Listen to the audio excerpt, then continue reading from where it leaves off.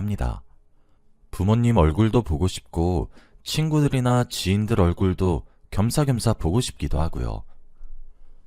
제가 이렇게 글을 써서 보내게 된 이유는 제가 한국을 떠나게 된 이야기를 한번 해보고 싶어서입니다. 이제껏 그 누구에게도 속 시원하게 말을 하지 못했었거든요. 솔직히 한국을 떠나게 된 이유도 제가 너무 큰 상처를 받아서 도망치듯 회피했기 때문이기도 하고요. 지금부터 그 이야기를 시작하겠습니다. 제가 다른 나라로 나가 살아야겠다고 마음먹은 시기가 바로 추석 즈음이었습니다. 사실 제게는 추석이 명절의 의미도 있지만 꽁꽁 감춰둔 상처를 헤집는 날처럼 느껴지기도 해요. 추석이 다가오기만 하면 생각나는 여자가 한 명 있기 때문이죠. 그 여자는 여러분들이 예상하셨을지 모르겠지만 저와 결혼을 약속했었던 여자였어요. 사실상 결혼식을 올리긴 했으니 파혼보다는 이혼에 가깝긴 하네요. 서류상으로는 깨끗하지만 부부처럼 함께 지냈으니까요. 그 여자는 희정이라는 이름을 가진 예쁜 여자였습니다. 긴 생머리가 잘 어울렸고 하얀 피부를 가졌죠. 제 인생을 통틀어 가장 사랑했던 첫사랑이었습니다. 저희 두 사람은 만남도 운명적이었고 로맨틱했어요. 희정이는 저보다 2살 어린 여자였습니다. 그리고 가정 형편이 그리 좋지 않은 아이였어요. 항상 가난에 시달렸던 그런 아이였죠. 그런데 그런 뭔가 서글픈 현실에도 불구하고 항상 맑은 웃음을 가지고 있었던 그런 여자였습니다. 하루를 활기차게 시작했고 항상 웃는 얼굴로 하루를 보내곤 했죠. 누구에게나 먼저 인사를 하고 모나지 않은 그런 밝은 사람이었습니다. 그런 희정이의 근처에는 당연히 사람들이 많이 붐빌 수밖에 없었어요. 항상 좋은 기운이 나오는 듯한 느낌이었거든요. 그런 희정이와 남녀관계로 발전할 수 있었던 것은 정말 행운이라고 생각했어요. 저랑 희정이는 과는 서로 달랐지만 같은 학교였습니다. 저는 군대를 갔다 전역해서 복학을 한 상태였고 희정이는 재수를 해서 저희 학교에 전액 장학금으로 입학한 아이였어요. 정말 우연처럼 월요일, 화요일, 수요일 3일 연속으로 저희는 같은 교양 강의를 수강하게 되었습니다. 그러다 정말 드라마처럼 목요일에도 같은 강의실에서 마주치게 되었어요. 저희는 또 얼굴을 봤다는 사실에 누가 먼저랄 것도 없이 웃음을 터뜨렸고 그걸 계기로 친해졌죠. 희정이는 제가 생각했던 것보다 훨씬 더 털털했어요. 꼭 생긴 것만 보면 차갑고 도도한 얼음공주 같은 아이였는데 친해지고 보면 그렇게 시원시원할 수가 없더라고요. 매력이 철철 넘치다 못해 흐르는 희정이에게 제가 좋아하는 마음을 품은 건 어찌 보면 자연스러운 일이었죠. 터질 것 같은 제 마음을 주체하지 못해서 떠밀리듯 건넨 제 고백을 희정이는 웃으면서 받아주었고 우린 그렇게 연인이 되었습니다. 연인이 되었지만 희정이는 여전히 바빴어요. 틈내서 공부도 해야 했고 아르바이트도 해야 했고 저도 만나야 했죠. 그런데도 긍정적인 마음을 잃지 않고 꿋꿋하게 앞으로 전진하는 모습에 정말 많이 배웠어요. 실제로 만나보니 희정이는 제가 생각했던 것보다 더 멋진 사람이었거든요. 그렇게 저희 두 사람은 8년이란 세월을 만났습니다. 희정이를 만나면 만날수록 저는 너무 사랑하게 되었고 결혼까지 생각하게 되었죠. 저는 희정이를 제 인생에서 첫 여자이자 마지막 여자로 만들어야겠다고 생각했습니다. 하지만 저는 부모님 두 분 다 돈을 많이 버셔서 여유로운 가정 형편이었고 희정이는 그런 저와 정반대였어요. 그리고 이 부분을 특히 희정이가 참 많이 버거워했습니다. 저보다 본인의 조건이 더 못났다고 생각했던 것 같아요. 하지만 사랑하면 도와주고 싶은 것이 당연하잖아요.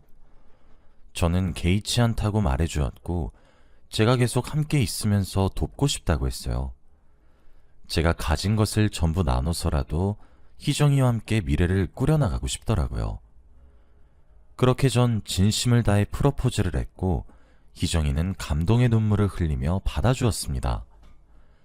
희정이네 집에서는 조금 과장해서 저를 정말 쌍수 들고 반겨주셨죠. 그런데 저희 부모님이 희정이를 반대하고 나섰어요. 처음에 제게 이야기를 들었을 때는 부모님 두 분 다 희정이가 씩씩하다고 요즘 보기 드문 사람이라며 돈은 있다가도 없고 없다가도 있는 것이니까 결혼을 진행하라고 말씀하셨는데 막상 희정이 얼굴을 직접 보고는 조금 생각을 해보자고 하시더라고요.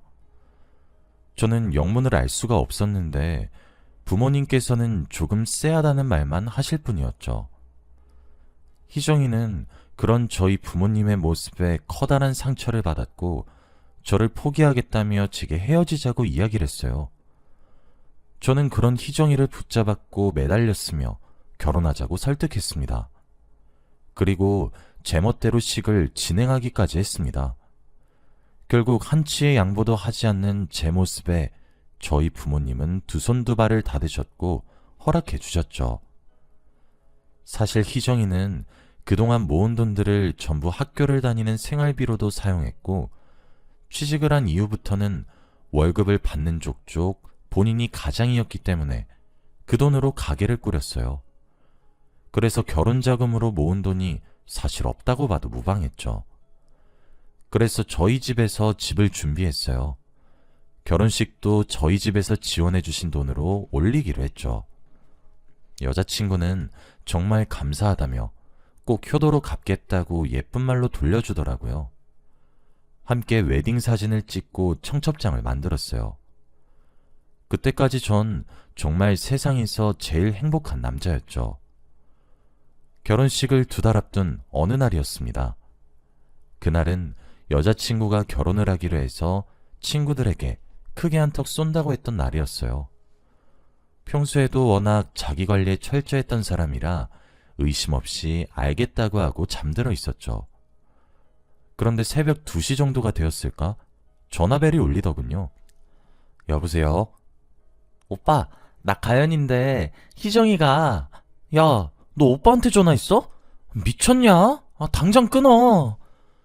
제대로 발음도 하지 못할 정도로 이야기하는데 전화기 넘어서도 술 냄새가 나더라고요. 그리고 다급하게 전화를 끊게 만드는 주변의 왁자지껄한 목소리가 왠지 불안했어요. 무엇보다 희정이에 대한 이야기를 다른 사람들이 못하게 막는다는 사실이 뭐랄까 불안해졌죠. 가연이는 희정이와 친한 친구였거든요. 저는 어리둥절한 채로 멍하니 앉아있다가 가연이에게 다시 전화해볼 요량으로 휴대폰을 들었습니다. 그런데 진동소리와 함께 문자 메시지가 오더군요. 오빠, 오늘 가연이 처녀 파티 했어. 알고는 있었어? 진짜 오빠가 너무 아까워서 말해주는 거야. 내가 이렇게 말했던 사실은 비밀로 해줘. 땡땡동 아라비안 나이트야. 저는 가연이의 문자를 보자마자 바로 차에 시동을 걸고 집을 나섰습니다. 가연이가 말한 아라비안 나이트 근처에 차를 대고 있었어요. 새벽 2시가 넘은 시간에도 사람이 붐비더라고요. 안으로 들어가서 찾아야 하는 건지 망설이고 있었습니다. 제가 알던 희영이는 나이트의 니은자도 모르는 사람이었거든요. 하지만 가연이의 문자 메시지를 무시할 수도 없더라고요. 한참을 기다렸을까? 저 멀리서 익숙한 실루엣이 보이기 시작했어요. 술에 취해 방방 뛰며 자신의 몸도 제대로 가누지 못하는 여자가 하나 보였는데 그게 바로 희영이었죠. 그리고 희영이는 혼자가 아니었습니다. 그 옆에는 낯선 남자도 하나 보였어요. 희영이는 제게 자주 업어달라고 애교를 부렸는데 마치 제게 하듯 그 남자에게 똑같이 애교를 부리고 업히더군요. 저는 정말 두 눈으로 보면서도 믿기지 않았습니다. 그 사람의 뒤를 차로 밟았더니 결국 모텔로 향하더군요. 그때 제가 느꼈던 참담함은 차마 표현이 안 되는 것 같아요. 저는 제가 연인의 바람 현장을 발견하면 득달같이 달려들어 따지고 들 줄 알았는데 실제로 그런 상황에 놓이니까 정말 아무런 행동도 취할 수가 없더라고요. 모텔에 들어가는 모습을 블랙박스에 담은 채로 저는 집으로 돌아왔습니다. 다음날 희정이가 아무렇지 않게 제게 잘 잤냐는 연락을 해왔고 저는 만나자고 했어요. 아무리 제가 희정이를 많이 사랑해도 아닌 건 아니라고 생각했기 때문이죠. 희정이에게 지금 너희 부모님도 뵙고 말씀드리겠다고 했고 무작정 이른 아침 희정이네 집으로 찾아갔습니다. 이른 시간에 왜 왔냐는 희정이네 부모님의 모습 뒤로 희정이가 보였어요. 뭔가 제 분위기가 달라졌단 것을 아는 듯 눈치를 보기 시작하더군요. 저는 할 말이 있다고 이야기한 뒤 어제 제가 목격한 블랙박스 영상을 휴대폰으로 보여드렸습니다. 희정이네 어머님은 입을 막으시고 놀라워하셨고 희정이네 아버님은 희정이 머리채부터 잡았죠. 제 눈앞에서 자기 딸의 뺨을 내려치며 내가 그리 키웠냐고 화를 내시는데 말리고 싶지도 않았어요. 희정이는 제게 무릎을 꿇고 빌기 시작했어요. 정말 단 한순간의 실수였고 친구들이 결혼 전에 나이트 한 번은 다 가는 거라고 해서 따라갔었는데 술김에 저지른 실수였다고 미안하다고 펑펑 울면서 말이에요. 그런데 희정이도 빌고 희정이네 부모님도 빌고 평생 죄인의 마음으로 살겠다고 미안하다고 한 번만 용서해달라고 그렇게 비는데 사랑 그깟 것이 대체 뭐라고 외면하기가 그리 어려운 건지. 바보 같을지 몰라도 전 희정이를 용서했습니다. 머리로는 안 된다고 외치는데 마음이 시키는 대로 할 수밖에 없더라고요. 대신 조건을 붙였죠. 혼인신고를 미루는 것으로 말이에요. 게다가 제 마음속에 이미 불안과 의심이 커져버렸기 때문에 그녀를 용서할 시간이 필요하기도 했죠. 결국 계획했었던 대로 결혼식을 진행했어요. 저희 부모님께는 알리지도 않았어요.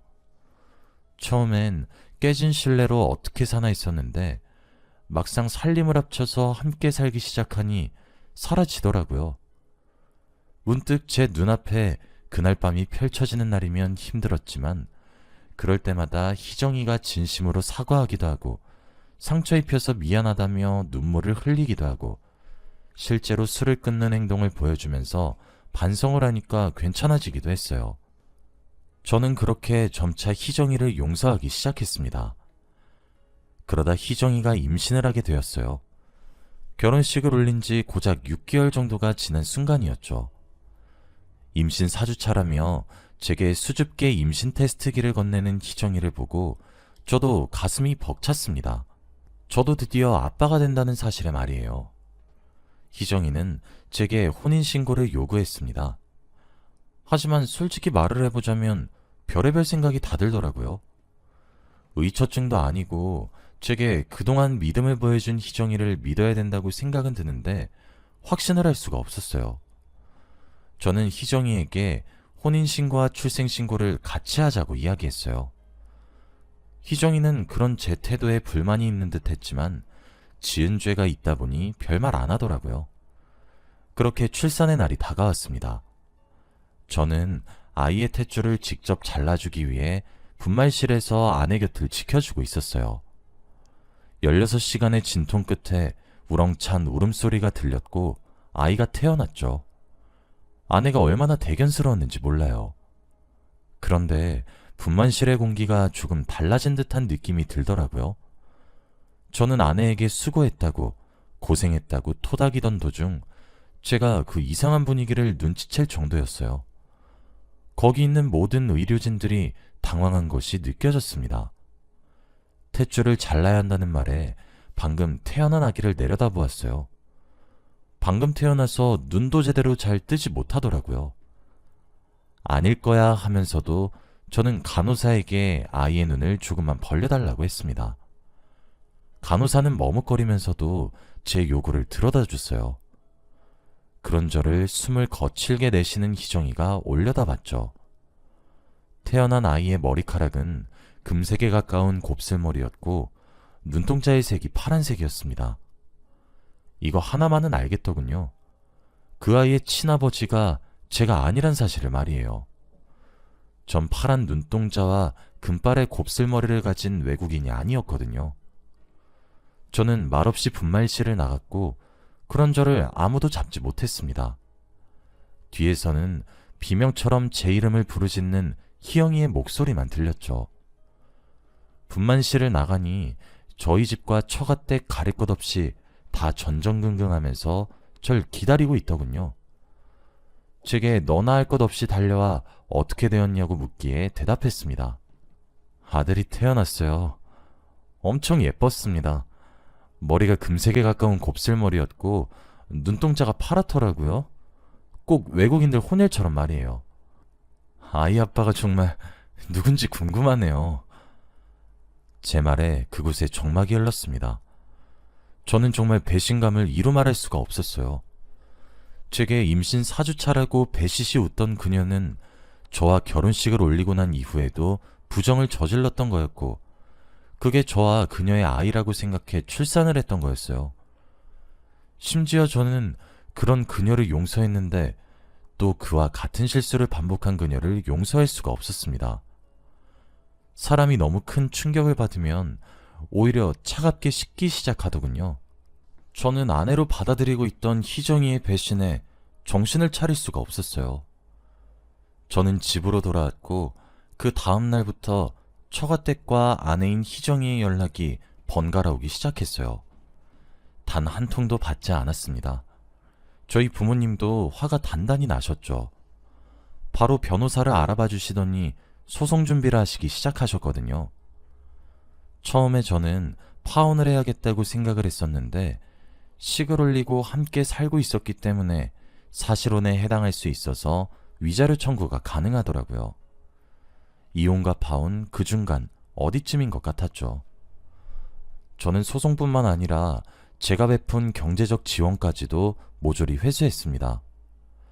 이제껏 입고 먹인 것까지 도로 아사올 순 없었지만 아내뿐 아니라 그 친정 식구들까지 먹여 살리고 있던 지원들도 만만치 않았기에 전부 빼앗았죠. 당장 아내의 친정 부모님이 머물고 계신 집조차도 제 명의로 된 곳이었고 일하고 계신 곳조차도 제가 붙여준 곳이었거든요. 하루아침에 거리에 나앉게 생긴 제 부모의 처지를 보고 무슨 생각을 하게 된 것인지 아내는 제게 전화를 걸어와 고래고래 소리를 질렀습니다. 뭘 잘했다는 건지 제게 오해라고 갑자기 자신에게 왜 이렇게 못되게 구냐는데 정말 어이가 없더군요. 저는 법적으로 해결할 거니까 준비하라는 말만 하고 전화를 끊었습니다. 그런데 그때 문득 가연이의 얼굴이 생각나더라고요. 저는 가연이에게 연락해 만나자고 이야기했습니다. 가연이는 제 한마디에 뭔가 생각하는 듯하다 흔쾌히 나오더군요. 가연이를 만나 그때 제게 처녀 파티를 알려준 것은 취기였는지 아님 제정신이었는지 물어봤어요. 가연이의 대답은 취한 척 연기한 제정신이었다고 했고 그 뒤로 이야기를 시작했죠. 오빠, 희정이 너무 믿지 마요. 오빠가 정말 순진할 것 같아서 그래. 그래, 나도 그렇게 떳떳하게 살아왔다고 당당하게 말할 처지는 안 되는데 오빠가 너무 아까워서 그래요. 희정이 술집에서 일하기도 했었어. 오빠랑 결혼하고 난 뒤에도 매일 술집에서 술도 따르고 오빠는 오랜 세월 만나서 다 안다고 생각할지 몰라도 오빠가 생각하는 것보다 희정이 더 무섭고 독한 애야. 가연이의 말은 너무 충격적이었어요. 가연이는 제가 믿질 못하자 둘이서 같이 술집에서 일을 했던 시절 찍은 사진들과 동영상 등을 보여줬죠. 오빠, 희정이 오빠 돈 많은 거 정말 잘 알아. 그래서 오빠 만난 거라고. 정신 차려. 가연이는 제게 그렇게 불편한 진실을 알려주고 헤어졌습니다. 가연이와의 대화로 있던 정 없던 정 다 떨어진 저는 희정이가 그 오랜 세월 동안 절 감쪽같이 속여온 것도 너무 괘씸했어요. 그리고 희정이가 가장 무서워하는 돈으로 복수하기 시작했죠. 희정이가 결혼할 때 몸만 왔기 때문에 재산 분할할 것이 없음은 당연했고 아이 또한 제 친자가 아니었기에 아내의 외도 자료로 증빙이 가능했고 그뿐 아니라 이제까지 몰랐던 제가 너무 어이가 없어질 정도로 증거를 하나 잡기 시작하니 무슨 줄기에 매달린 감자마냥 주렁주렁 딸려오더라고요. 결국 저는 위자료 3천만 원과 함께 그녀와 이혼에 성공할 수 있었습니다. 사실혼이어도 부부와 책임지는 문제는 같아서 그런지 이혼소송같이 이루어졌어요. 그뿐 아니라 희정이는 집도 절도 가진 것 모두 다 잃었으니 어쩔 도리가 없었을 거예요. 희정이는 뒤늦게 제 마음이 옛날과 달리 확고하다는 사실을 알고 저를 애타게 붙잡았지만 정말 징글징글하고 지긋지긋해서 희정이에게 저도 더 이상 휘둘리지 않게 되더라고요. 저는 그 일로 정말 커다란 마음의 상처를 받게 되었습니다. 20대 제 청춘 다 바쳐서 사랑했던 사람에게 너무 큰 배신을 당해서인지 알 수 없으나 더 이상 한국에 남아있고 싶다는 생각이 들지도 않더라고요. 또 제가 그녀를 버릴 수 있을 거라 생각하지도 못했던 것인지 무슨 자신감인지 몰라도 저와 법적 분쟁 이후 저희 부모님 댁에 찾아와 아이를 입양 보내겠으니 한 번만 더 기회를 달라고 하도 울고보채기도 하더라고요. 저는 처음에 원래 살던 지역을 벗어나서 취업을 해서 지냈었는데 제가 돌아오는 추석같이 큰 명절이 올 때면 저희 본가에 망부석 마냥 서서 저를 기다리는데 병적인 집착처럼 느껴지더라고요. 결국 저는 도망치듯 유학길에 오르게 된 거였습니다. 그리고 지금 일본에서 정착해서 살고 있는 것이기도 하고요. 저는 그 이후로 트라우마가 생긴 것인지 옛날처럼 연애하는 것이 쉽게 느껴지지 않고 어렵게 느껴집니다. 하지만 시간이 약이라고 저도 언젠가 이 불행을 딛고 일어서는 사람이 될 거라고 믿습니다. 여기까지가 제 이야기였습니다. 긴 이야기 들어주셔서 감사합니다.